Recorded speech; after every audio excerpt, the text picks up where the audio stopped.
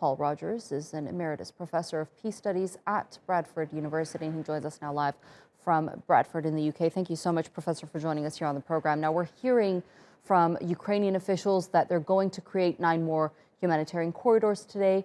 Also a topic that's high on the agenda during these peace talks with Russia, but a ceasefire needs to be implemented to be able to create those corridors. How will that happen if Russia continues to attack, especially in residential areas? It's going to be very difficult to see. It depends really on whether the Russians, in any sense, are prepared to send some kind of sign that they're willing to negotiate seriously.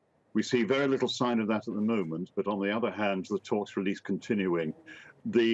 Basically, the history of trying to get humanitarian corridors going over the last week to 10 days has really been pretty dismal.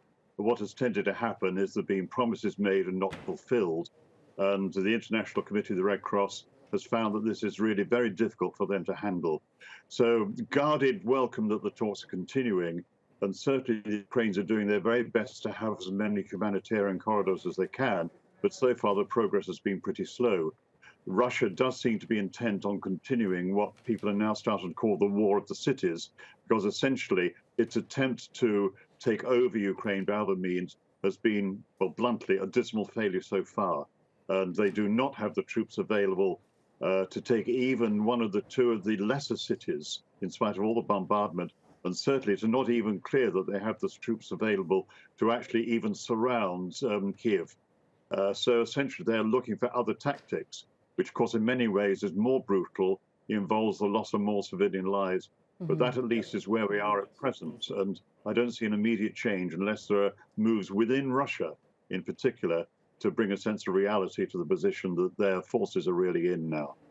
Right. There's another crisis that's currently evolving as we speak. Hundreds of thousands of people continue to flee, mostly into Poland, but we are hearing that they are starting to run short on resources for refugees there. What is the EU's action plan to host refugees in millions? Because most Ukrainians are in Eastern Europe, and soon they're going to have to start moving into other parts of the bloc.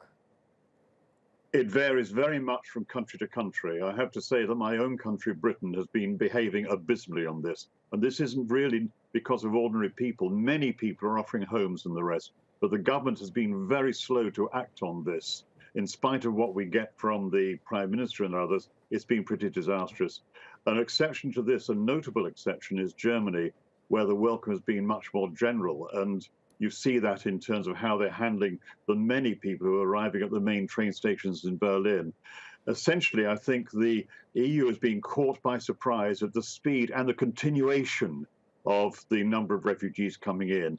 And basically, it has fallen on a number of countries, Moldova, Romania, and especially Poland, to take many millions of refugees at a level, well, not seen, I think, since, short periods at the heart of the Iraq War.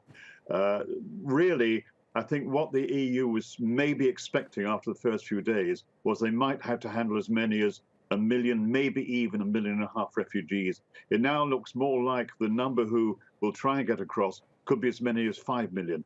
Now, that is sort of unprecedented, and the EU is not yet ready for it. It's going to have to act very quickly. Britain needs to play a much more important role, and you're going to need some very good leadership, currently only being displayed, I'm afraid, by the Poles and to an extent the Germans.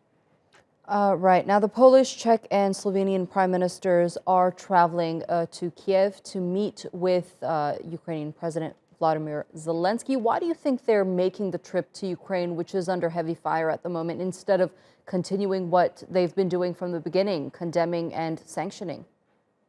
I think it's difficult to say, frankly. I'm not sure anybody can understand it precisely. I suspect that they're prepared to do it, and it is risky, obviously, almost to demonstrate to the rest of Europe that they are really serious about this. It may well be to try and encourage the rest of Europe to actually play, or the rest of the EU, to play a much more important role in this. Beyond that, I think I wouldn't like to call as to what the reasons are. They may become clear as the visit proceeds, but for the moment, that I think is, frankly, little more than a guess, but probably the best guess available. All right, Professor Paul Rogers, it was a pleasure speaking to you here today on the Thank News you. Hour. Thank you for joining us.